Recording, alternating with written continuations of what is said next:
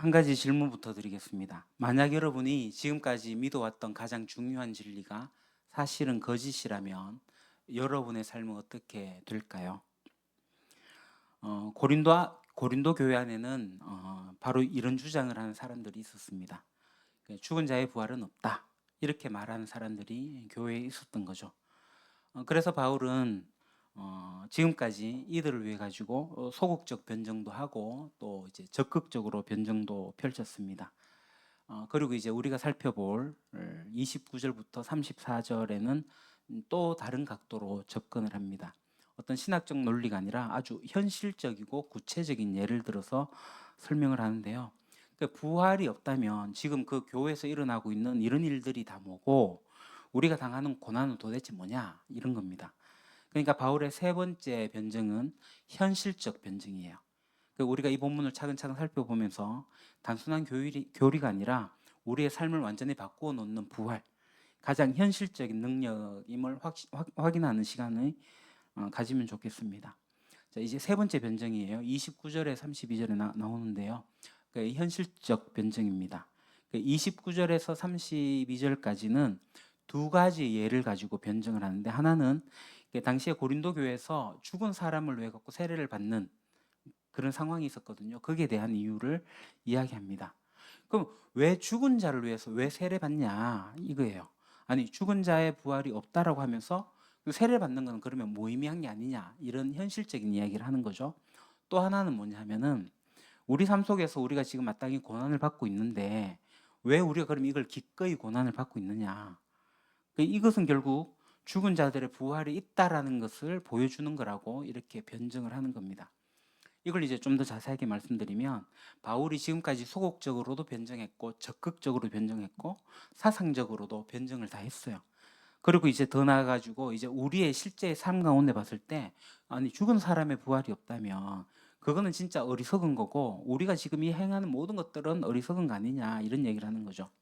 그러면서 세례 이야기를 해요. 29절에 죽은 사람들이 살아나지 않는다면 죽은 사람들을 위해서 세례를 받는 사람들은 무엇하려고 그런 일을 합니까? 죽은 사람이 정말로 살아나지 않는다면 무엇 때문에 그들은 죽은 사람을 위하여 세례를 받습니까? 이렇게 얘기를 하는데요. 이 번역이 조금은 명확하게 드러나지 않는 부분이 있습니다. 이게 번역을 조금 수정을 해야 되는데요. 여기 보시면 아시겠지만 이 본문은 바울이 지금 29절을 두 번 반복하고 있는 내용이 있습니다. 짝이 맞춰져 있습니다. 그러니까 죽은 사람들이 살아나지 않는다면 죽은 사람들을 위해서 왜 세례를 받고 그러냐? 죽은 사람들을 살지는 않는다면 그들을 위해서 왜 세례를 받느냐? 이런 이야기를 지금 하고 있는 거죠. 그러면서 가정을 먼저 않는다면 영어로 if죠, if 뭐뭐 한다면 그리고 중반에 가서도 또 마찬가지로 않는다면 이렇게 얘기를 합니다. 그러니까 이 앞에 있는 그렇지 않는다면 살아나지 않는다면 이 얘기는 뭐냐면 지금 28절까지 쭉 이야기를 펼쳐냈잖아요. 그 이야기가 이제 다 변증인데 결국은 그리스도가 부활의 첫 열매가 되셔가지고 우리가 다 부활하게 될 건데 그런데 그렇게 되지 않는다면 이런 거예요. 이제 원어를 보게 되면은 이렇습니다. 우리 성경에는 이 에페이라는 단어를 번역하지 않았어요. 그렇지 않다면 에페인데 오도와이즈인데요. 그러니까 이 에페이의 에가 뭐냐면은 if에 해당되는 거예요. 영어에. 그러니까 그렇지 않다면 otherwise 아니라면은 여태까지 이야기했던 것과 다르다면 그럼 뭐냐 이런 얘기예요. 그러니까 우리 개역 개정이나 세번역에서는 이걸 번역하지 않았고요.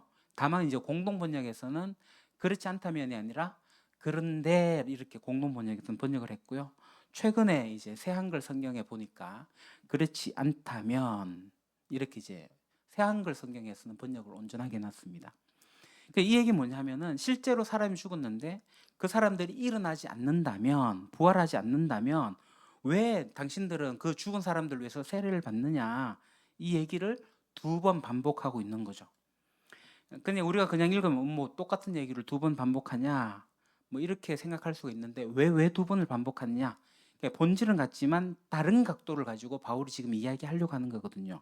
그러니까 바울이 글을 쓸 때 굉장히 독특하게 쓰는 방법이 있는데 이것은 이제 바울뿐만 아니라 고대 글쓰기도 지금도 마찬가지고요. 이 병행법을 사용하고 있습니다. 그 수사학적 기교를 사용해 가지고 이야기하는 거죠. 그래서 우리가 바울의 글을 읽을 때 그 수사학적 기교를 좀 보면서 좀 보게 되면은 바울이 전하려고 하는 의도하는 바가 뭔지를 우리가 좀 더 알 수가 있는데요. 그래서 이 본문의 첫 번째 의문은 뭐냐면, 그러니까 죽은 자들을 위해 갖고 우리가 지금 세례를 받는데 도대체 그게 뭘 하겠다는 거냐? 그 what, 영어로 what에 해당하는 거고요. 두 번째는 왜, why에 해당되는 겁니다. 왜 그 죽은 사람들을 위해 갖고 세례를 받느냐, 이런 식의 얘기죠. 그러니까 이 죽은 사람들이 부활하지 않는다면 지금 고린도 교회에서 행해지고 있는 그들을 위한 이 세례 행위가 아무 의미가 없다라는 거죠. 근데 이제 여기에서 우리가 좀 의문해야 되고 또 궁금한 부분이 생기는데, 그게 뭐냐면은 죽은 자들을 위해서 세례를 받는다는 표현을 여러분 앞에 화면 한번 보시죠. 헬라어로 휘페르라는 단어가 나와요. 이 단어가 뭐뭇을 위해라고 해석되기도 하고 또 뭐뭐를 대신해서라고도 이게 해석이 되어지는 부분이 있습니다.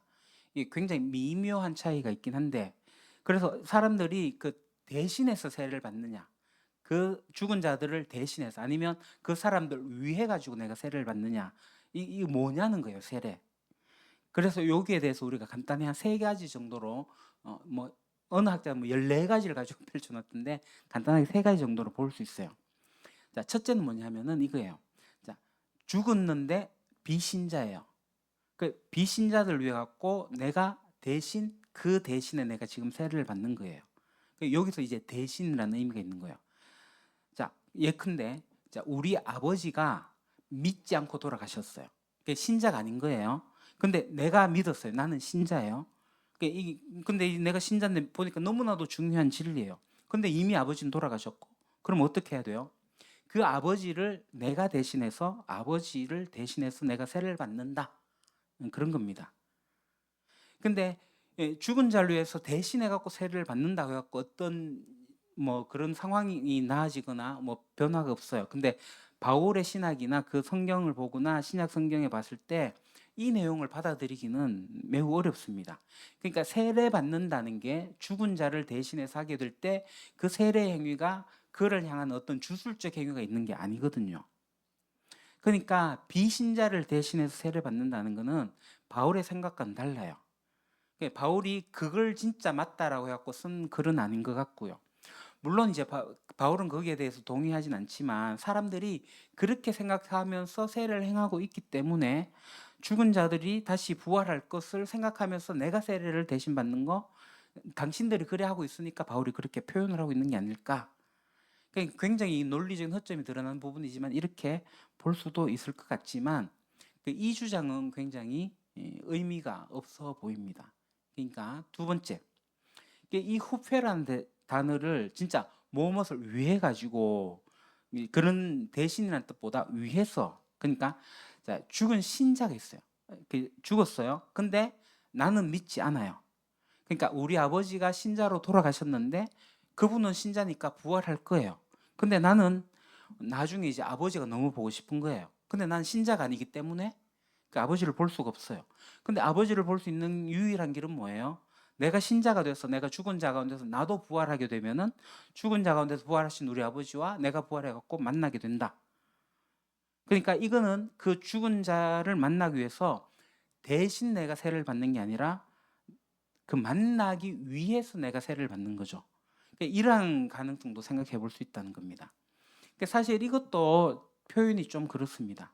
아니 진짜 죽은 신자를 만나기 위해 갖고 그랬다면은 단순히 죽은 자들을 위해 가지고 이 후페르란 단어를 쓰기보다는 바울이 만난다는 표현으로 글을 썼을 거라고 생각을 합니다. 그렇기 때문에 이 두 번째 주장도 맞지 않는 것 같아요.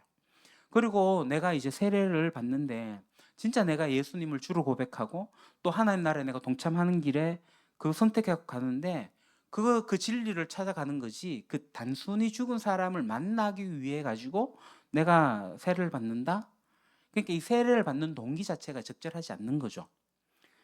그럼 이것도 마찬가지예요. 그러니까 바울이 이것도 동의하진 않지만 죽은 자들의 부활이 있기 때문에 사람들이 그러는 거 아니냐 이런 식으로 바울이 쓸 수는 있겠지만, 그러나 바울의 어떤 사상이나 논리 구조에 따르면 이것도 그렇지 않을 것 같다. 그럼 마지막에 뭐냐면은 이거죠. 그 세례를 받지 못하고 죽은 신자들을 위해서 대신이라고 이해할 수 있는 겁니다. 자, 이건 뭐냐면은 죽었는데 신자예요. 근데 이 사람이 믿기는 믿었는데 세례를 받지 못해요. 그 대표적인 인물이 누가 있을까요? 신약 성경에 예수님의 옆에 십자가에 달렸던 강도, 주를 고백했고 낙원에 있겠다는 선언도 받았어요. 근데 이 강도는 세례를 못 받았어요. 그것뿐만 아니죠. 우리 시대와 다르게 그 시대 상황에 우리가 조금 들어가게 되면은 우리는 뭐 세례를 받으려면은 세례를 받을 수 있습니다. 당회 우리 절차에 따르면 당회에서 허락을 받고 그래서 공교회 안에서 세례를 베풀게 돼요. 근데 그렇게 함에도 불구하고 다음 주일날 부활절이고 그래서 내가 세례를 받는데 중간에 교통사고 나서 죽었다. 나는 믿고 신앙 고백도 다 했고 근데 세례는 못 받고 죽었어요. 뭐 이런 경우가 굉장히 드물죠. 거의 없죠. 근데 초대교회로 가게 되면 그런 일들이 많았습니다. 왜냐하면 세례를 베풀 수 있는 사람이 적었거든요. 그래서 고린도전서만 이렇게 봐도 바울이 그 고린도 교회에 많은 사람에게 세례를 못 줬습니다. 바울의 글을 보게 되면요. 내가 여러분 가운데 그리스보와 가이오 밖에는 아무에게도 세례를 준 일이 없다 이렇게 얘기를 해요. 그러면서 또 이야기하다가 16절에 가서는 내가 스데바나 가족에게도 세례를 주었습니다마는 그 밖에는 다른 누구에게도 세례를 줬는지 모른다. 그러니까 스데바나 가족에게도 내가 세례 준 거 기억난다 이렇게 얘기를 해요. 그러니까 무슨 얘기냐면 바울이 그 고린도 교회에서 세례를 베푼 경우가 많지 않은 거예요. 그러니까 그 고대에 고린도 교회도 수많은 사람들 한꺼번에 모였을 것 같지만 바울이 복음을 전하고 겨우 몇 명의 리더들에게 세례를 베푼 거죠. 리더라고 하긴 그렇지만 예수 믿고 회심한 몇 명에게 복음을 전했고 이들을 통해서 고린도 교회가 형성이 되었겠죠. 그러니까 복음을 듣긴 들었지만 세례를 받지 못한 상태에서 물론 신자긴 해요. 그 세례를 받지 못한 사람들이 상당히 많이 있었을 거라고 생각해요. 사실 선교지에 가면 그렇잖아요. 예컨대 중국 선교를 하는 분들을 보면은 복음이 전파되어 갖고 중국에도 많은 신자들이 생겼어요. 근데 그 세례를 베풀 목사님들이 없는 거죠. 그 세례를 못 주니까 어때요? 목사님들이 중국 여행 갔다가 어떻게 연결이 돼가지고 여행 갔던 목사님이 세례를 베풀고 오는 경우가 있다는 얘기를 들었습니다. 아니 한국에 우리 초기에 기독교가 들어와도 사실은 우리 한국의 기독교는요 자생적 기독교 공동체인 거 아시죠? 선교사 와서 복음을 전한 게 아니라 성경이 먼저 한국에 들어왔고 그 성경을 이제 그러니까 서양 학문으로 생각해서 번역을 해가지고 매서 이제 책을 팔다가 그 책을 읽은 사람들이 책을 읽고 믿음이 생겨가지고 자기들끼리 공동체를 형성했어요. 그게 이제 소래교회라고 우리나라 최초의 교회입니다.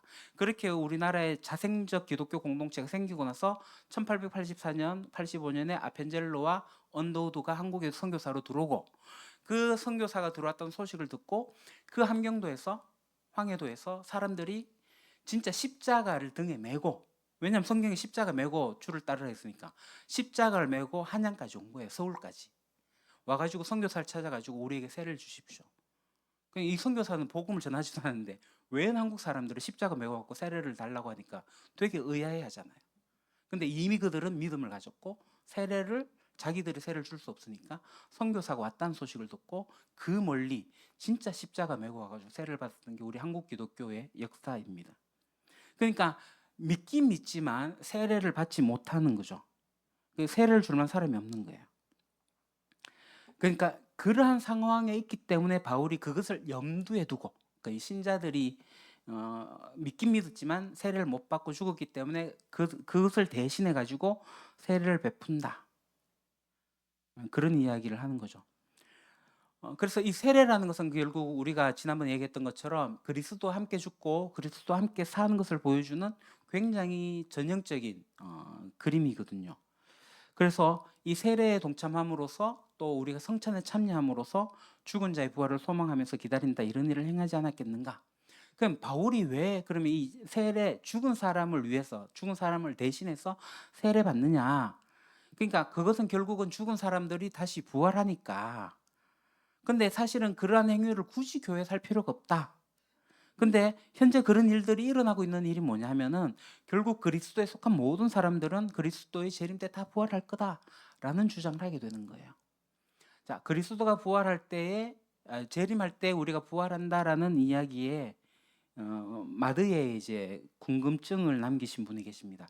여러분들이 혹여나 궁금한 내용이 있으면 마음으로 드리는 예배 QR코드에다가 이렇게 글을 남기셔도 좋을 것 같아요.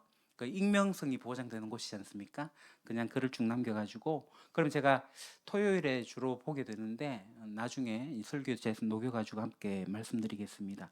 요거는 우리가 요 부활이 끝나고 나면은 그러면 죽은 다음에 바로 부활하게 됐는데 그 예수님이 재림할 때 부활한다는 요구에 대해서 헷갈려 하시는 거기 때문에 제가 나중에 설명을 드리도록 하겠습니다. 여하튼간에 주의 재림하실 때에 부활하게 돼요.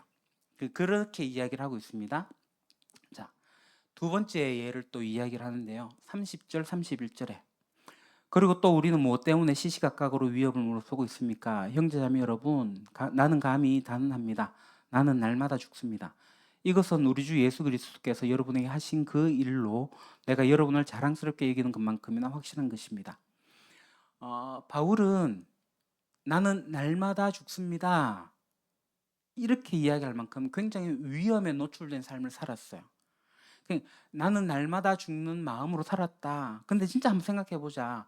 진짜 죽은 자들의 부활이 없다면 내가 지금 이 살아가는데 이렇게 손해보고 막 이 고통당하고 막 이러는 게 말이 되냐? 아니 내가 왜 그렇게 하겠느냐? 그러니까 인간적으로 생각해서 그렇지 않냐?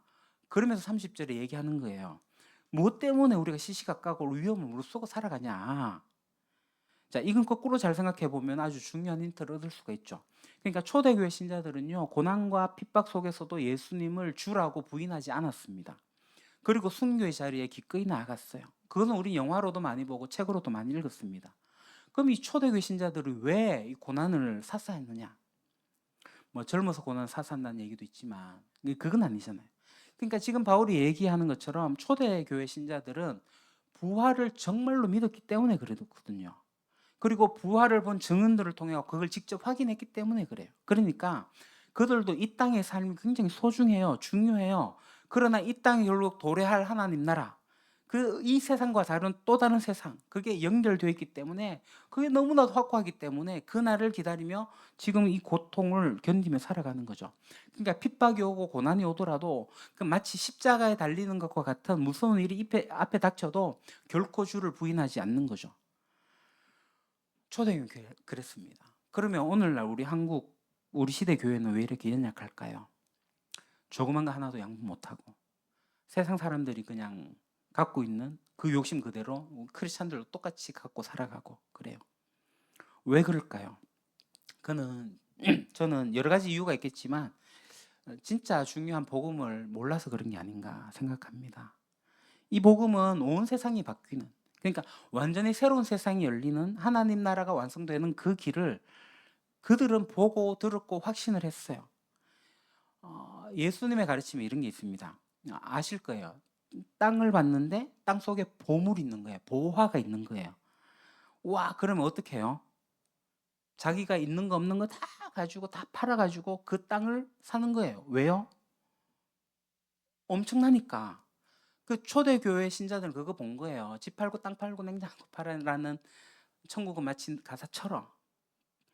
자, 좀 이게 그렇지만 오늘 우리 지금 저거 합시다. 삼성 주식이나 하이닉스 주식 지금 엄청나게 뛰었어요. 반도체. 자, 그러면 여러분 그처럼 그 주식이 오른다는 소식을 이미 알고 있다면 여러분 어떻게 하시겠어요? 지금은 더디지만 석 달 후에 확실하게 10배 돼. 어떡하겠습니까? 저 같으면 있는 돈 없는 돈 사돈의 팔촌의 돈 싹 다 빌려가지고 은행 대출을 한도로 받아가지고 몰빵할 거예요. 확실하다면. 안 그래요? 아니 그 좋은 투자를 왜 안 해요? 아니 하나님 나라가 임하고 그게 확실하다면 그러면 내 인생을 어디에 몰빵해야 돼요? 땅 팔고 다 팔아가지고 그 금원부화를 사야 되는 거 아니에요? 그것을 보고 그것을 깨닫고 그것을 붙들었으니까 내가 가지고 있는 모든 것을 다 던지고 그걸 사는 거예요. 그 밭을 사는 거예요. 그리고 그 길을 가는 거죠. 그러니까 초대교회 신자들이 그런 길을 걸어갈 수 있었던 이유는 이 복음이 정확했고 하나님 나라가 선명했기 때문에 그래요. 그럼 왜 오늘 이 시대 한국교회는 왜 그러냐? 이 흐릿한 거예요. 그냥 가면 가겠지 뭐 이렇게 생각하고 있는 거예요. 아니 말로는 부활을 인정해요. 그리스도의 부활도 인정하고 신자의 부활도 인정해요. 근데 그 실체를 잘 모르는 거예요. 어떤 사람들은 이 부활의 역사적인 부활 자체가 없다, 뭐 뒤집어 버리기도 하고 이 부활의 초점을 막 바꿔 버리기도 하고 하는 형태들이 있다라는 거죠. 그러니까 이 교회에 무슨 힘이 있겠습니까? 그러니까 바울이 지금 하고 있는 이 세 번째 변정은 우리 교회에 엄청난 메시지를 던져주고 있는 거예요. 그러면서 바울이 뭔 이야기를 해요? 32절에 내가 에베소에서 맹수와 싸웠다고 하더라도 인간적인 동기에서 한 것이라면 그것이 나에게 무슨 유익이 되겠습니까? 만일 죽은 사람이 살아나지 못한다면 내일이면 죽을 터이니 먹고 마시자 할 것입니다.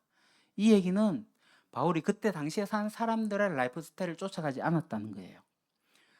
당시에 사람들이 어때요? 여러분 그 당시에 맹수와 더불어 싸운 사람들이 있었죠. 그 맹수와 더불어 싸우는 사람들은 오늘 죽을지 내일 죽을지 몰라요. TV나 영화 같은 데서 봐도 알잖아요. 검투사 이야기. 막 사자하고 막 싸워요. 오늘 내가 이 사자하고 싸워서 이겼지만 내일은 모르는 거예요. 그럼 그 사람들의 삶은 어떻게 했어요? 그냥 오늘 잘 먹고 잘 살면 되는 거예요. 있을 때 그냥 누리는 거예요. 그러니까 여기에 나오는 대로 만일 죽은 사람이 살아나지 못한다면 내일 죽을 터이니 먹고 마시자 할 것입니다. 그러니까 죽은 자가 다시 살아나지 못한다면 내일 죽을 터니까 오늘 그냥 먹고 마시자 흥청망청 캐세라 세라 뭐 이런 식으로 살 거라는 거예요. 그러니까 이 맹수와 더불어 싸우는 사람은 어쩌면 아무런 희망이 없기 때문에 그런 희망이 없는 그러한 상황에서 그렇게 살아가는 거죠. 바울이 그런 이야기를 하는 것 같아요.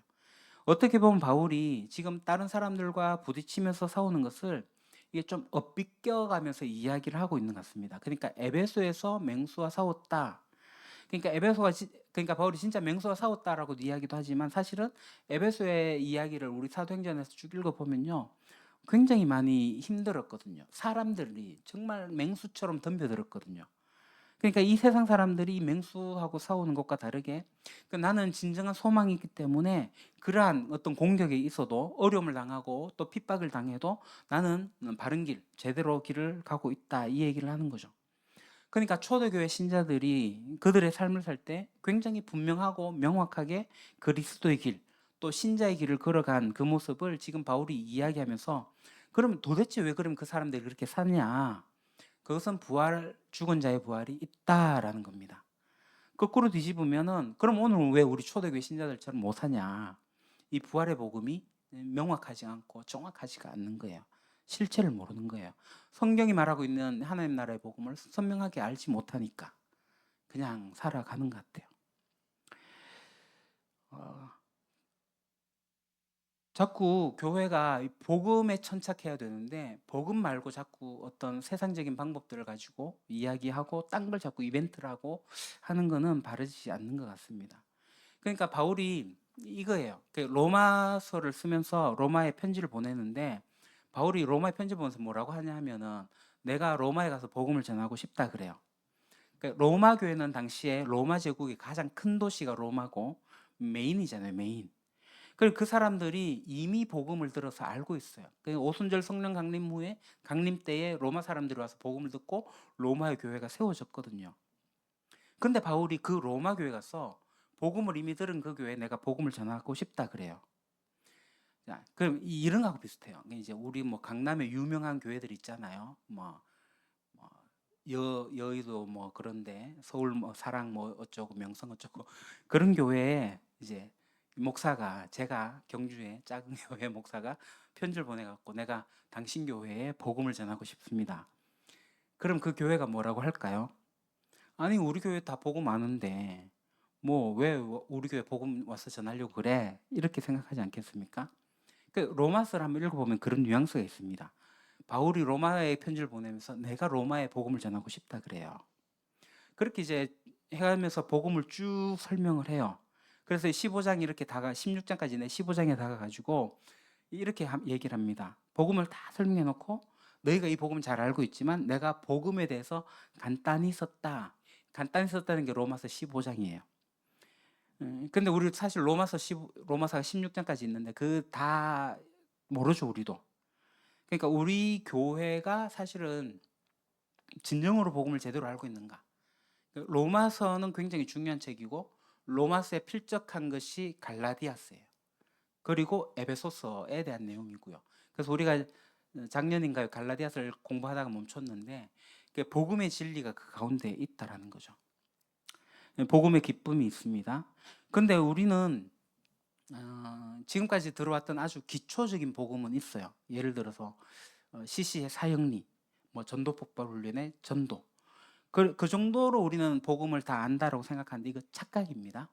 그러니까 이 사형리는 그 복음의 출발점이 될 수 있어요. 전도 폭발의 복음도 출발점은 될 수가 있어요. 근데 그것은 종착점이 되어서는 안 됩니다. 좀 더 복음을 더 배워야 되고 명확하게 하셔야 돼요. 그래서 이 복음은요, 그러니까 굉장히 심플합니다. 단순해요. 그러나 심오하다니까요. 그러니까 이 복음을 전혀 알지 못하면 교회가 힘이 없는 겁니다. 복음을 제대로 받아들이면요, 세상을 포기하는 동력이 생겨나요. 왜요? 하나님 나라에 금은보화가 있으니까. 그게 진짜 보화니까. 그러니까 내가 이 땅 가운데 내가 손해 보더라도 이 복음을 놓지 않으려고 내가 달려가는 거죠. 그렇게 이제 바울이 이제 복음에 대한 변증을 하고요. 이제 마지막입니다. 권면을 해요. 1차 권면이죠. 장로님 아마 저기 창이 하나 떴을 것 같습니다. 저기 자꾸 애드 광고가 뜨면은 먹혀요 이게. 제가 삭제를 해야 되는데. 네, 다시. 바울이 일단 이제 변론을 크게 원칙으로 두 개를 변론하고 첫 번째 원론적 변론을 하면서 그 안에 또 변증을 하면서 마지막 권면을 하고 있는데요.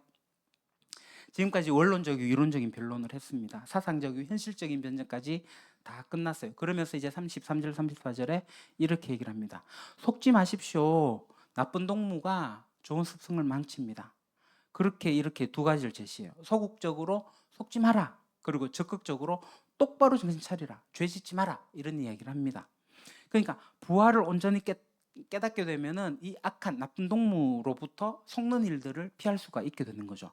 부활을 온전히 붙들고 있으면 똑바로 정신을 차리게 되고 죄 짓는 길에 들어서지 않는다는 거예요.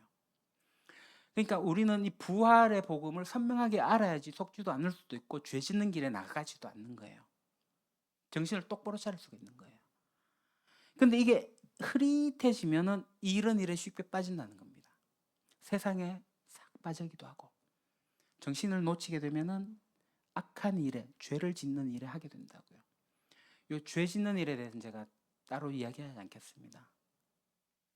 여하튼 말씀을 정리하겠습니다. 바울이 그 고린도 교회에 있는 두 가지 현실적인 예를 들었습니다. 하나는 죽은 자를 위한 세례 현실이고 또 하나는 바울이 날마다 죽노라고 하는 그 고난을 감수하며 살았던 사역자의 삶이에요. 바울의 논리는 굉장히 단순하지만 정확하고 강력하죠. 그 부활이 없다면 이 모든 것들은 다 헛거다. 그러니까 29절의 그 복잡하고 어려운 해석 문제도 결국 한 가지를 가리킵니다. 교회 안에서 일어나는 모든 예배와 또 예식과 헌신의 그 바닥에는 죽은 자들의 부활이 있다. 그 확고한 믿음이 깔려 있는 거죠. 저는 이 말씀을 준비하면서 좀 마음이 무거웠어요. 그 초대교회 성도들은 맹수 앞에서도 십자가 앞에서도 주를 부인하지 않았습니다. 왜요? 예수님 말씀하신 것처럼 밭에 감추인 부활을 발견했기 때문이에요. 부활의 복음을 통해 가지고 완전히 새로운 세상이 열리는 것을 그들 두 눈으로 똑똑히 목도했기 때문입니다. 그래서 있는 돈 없는 돈 다 팔아가지고 그 부활을 살려고 했던 거예요. 그러니까 내일이면 죽을 터이니 먹고 마시자 하는 그 세상 사람들과 달리 완전히 다른 차원의 삶으로 살았습니다. 그럼 우리는 지금 어떠냐는 거예요. 우리는 말로는 부활을 믿는다고 해요. 사도신경을 외울 때마다 몸이 다시 사는 것을 믿는다 합니다. 그런데 우리의 실제 삶은 어때요? 조그만 손해 앞에서도 그냥 물러서고 세상 사람들과 똑같은 것들을 두려워하고 그들이 가지고 오고자 하는 것들을 똑같이 붙들려고 애쓰며 살지 않습니까? 바울이 34절에 여러분 가운데서 들으는 하나님을 아는 지식이 없습니다. 단순히 이거는 머리로 아는 지식이 없다는 얘기가 아니에요. 부활하신 그리스도를, 그분을 살아계신 분으로 지금 나의 주님으로 경험하고 붙드는 그 살아있는 알미 없다는 거예요. 그래서 바울이 속지 마십시오. 정신 똑바로 차리십시오. 죄를 짓지 마십시오. 이렇게 애타게 외치는 거죠. 그러니까 부활의 복음이 내 안에 와서 흐릿해지면요, 우리는 어김없이 세상 가운데 세상의 가치대로 살아갈 거예요. 마지막으로 제가 질문하고 마치겠습니다. 정말 이 부활이 정말로 사실이면 그럼 내 인생에서 내가 바꿔야 될 게 뭐가 있을까요? 어쩌면 시간을 쓰는 방법을 바꿔야 될 거예요. 내가 돈 쓰는 방식도 바꿔야 될 거예요. 내가 계속 붙들고 있는 세상의 욕심도 바꿔야 될 거예요. 계속 미루고 있는 어떤 순종의 자리도 바꿀 수 있어야 될 거예요. 이번 한 주간에 여러분들이, 저도 그렇고 날마다 죽노라 한번 고백해 보시기 바랍니다. 날마다 죽어야지 날마다 부활을 경험합니다. 세상에 헛된 것들을 뇌 가지고는 날마다 죽고 부활의 산 소망 가운데 날마다 살아나는 진정한 복음의 능력을 경험하시길 바랍니다. 그리하여 저와 여러분의 삶 자체가 부활이 참되다라는 것을 세상에 보여주는 가장 강력한 현실적 변증이 되기를 우리 주 예수 그리스도 이름으로 간절히 소망합니다. 기도하겠습니다. 살아계신 하나님 아버지, 오늘 말씀을 통해 우리의 굳어진 마음을 깨워주시고 부활의 복음이 얼마나 현실적이고 능력 있는 진리인지 다시 보게 하심을 감사드립니다. 주님, 고백합니다. 저희는 입술로는 부활을 믿는다 하면서도 실제 삶에서는 세상 사람들과 다를 바 없이 이 땅의 것들을 더 두려워하고 더 붙들며 살아왔습니다. 조그만 손해 앞에서도 뒤로 물러서고 십자가의 길을 회피했던 연약한 믿음을 불쌍히 여기주십시오. 간절히 원하옵기는 초대교회 성도들이 발견했던 그 밭에 감추인 보화의 영광을 저희도 선명하게 보게 해주십시오. 바울이 난 날마다 죽노라 고백했던 것처럼 저희도 세상의 욕심과 두려움에 대해서는 날마다 죽고 부활의 산소망 안에서 날마다 새롭게 살아나는 참된 복음의 능력을 경험하게 해주십시오. 부활신앙이 저희의 시간과 물질을 사용하는 방식, 사람들과 관계 맺는 태도, 그리고 고난을 대하는 시선까지 완전히 바꾸어내는 살아있는 능력이 되게 해주십시오. 그리하여 각 사람의 삶 자체가 이 세상 앞에서 부활이 참되다는 것을 보여주는 가장 강력한 현실적 증거가 되게 해주십시오. 부활의 첫 열매가 되셔서 저희의 영원한 생명이 되시는 우리 주 예수 그리스도 이름으로 간절히 기도드립니다. 아멘. 예.